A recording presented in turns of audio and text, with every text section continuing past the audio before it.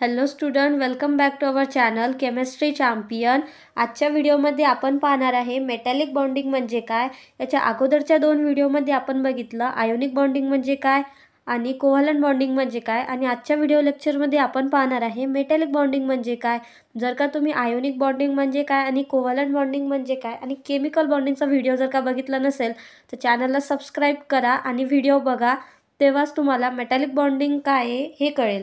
So before starting the lecture, click on the subscribe button and get access to our many more conceptual lecture for a free. So let's start. What is metallic bonding? तर आपण chemical बॉन्डिंगमध्ये बघितलं ionic bond म्हणजे काय, covalent bond म्हणजे काय।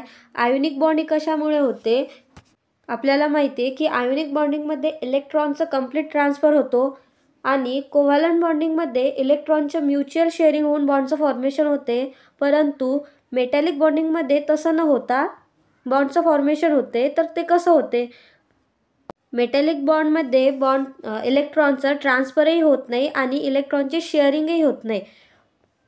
Then how this all electron join together chemically, तर आपण पाहू की हे कसे जॉईन होतात केमिकली। तर according to electron sea theory, iron sheet आहे, आयर्न शीटमध्ये Fe न त्याचे 2 व्हॅलेन्स इलेक्ट्रॉन लॉस केले आणि त्याच्यावर 2 पॉझिटिव्ह आयनचं फॉर्मेशन झालं। तसेच आयर्न शीटमधल्या प्रत्येक ॲटमनी 2-2 इलेक्ट्रॉन हे लॉस केले आणि त्याच्यावर पॉझिटिव्ह 2 आयनचं फॉर्मेशन झालं। समोर आपण बघू शकता की जे पॉझिटिव्ह चार्ज आहे त्याला आपण आयन असं म्हणणार आणि जे इलेक्ट्रॉन लॉस केले त्याला आपण सी ऑफ इलेक्ट्रॉन किंवा क्लाउड ऑफ इलेक्ट्रॉन असं म्हणणार। ते जे 2 इलेक्ट्रॉन लॉस झाले त्याच्यापासून सी ऑफ इलेक्ट्रॉन म्हणजे इलेक्ट्रॉनचा एक समुद्र तयार होणार असं आपण म्हणतो according to electron sea theory. तर we know that electrostatic force is present in between positive and negative charge. तर electrostatic force among all positive ion and electron, जे पॉझिटिव्ह आयन आहे आणि जे इलेक्ट्रॉन आहे, इलेक्ट्रॉन क्लाउड आहे, त्यांच्यामध्ये electrostatic फोर्सचं formation होणार आणि त्याच इलेक्ट्रोस्टॅटिक फोर्सनी ते ॲटम एकमेकांना होल्ड करून ठेवणार आणि त्यालाच आपण मेटॅलिक बॉन्ड असं म्हणणार।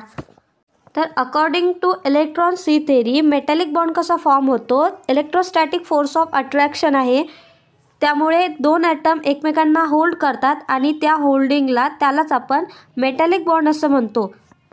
तर आयोनिक बॉन्डमध्ये इलेक्ट्रॉन कंप्लीट ट्रान्सफर होतो, तर कोव्हॅलंट बॉन्डमध्ये म्युच्युअल शेअरिंग होती आणि मेटॅलिक बॉन्डमध्ये due to electrostatic force of attraction बॉन्डचं फॉर्मेशन होतं।